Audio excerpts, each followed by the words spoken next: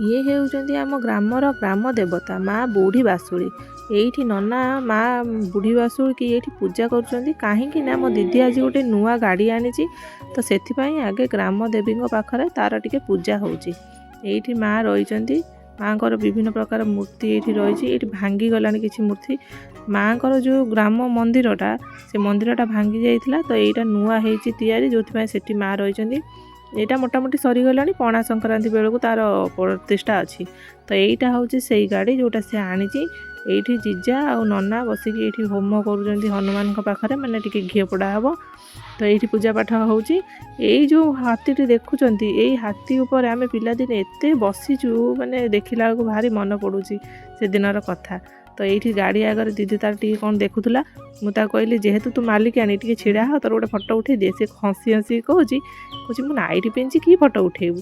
ଆଉ ଇଏ ମାଉସୀ ପୁଅ ଯାହା ହେଉଛନ୍ତି, ବଡ଼ ବାପାଙ୍କ ଚାରିପଟେ ଘୁରି ବୁଲୁଛନ୍ତି। ଏତେ ଦୁଷ୍ଟ ହେଉଛନ୍ତି ଯେ ସେ ପୁରା ଛୋଟ ଛୁଆଙ୍କ ଭଳିଆ ଖେଳୁଛନ୍ତି 2 ଜଣ।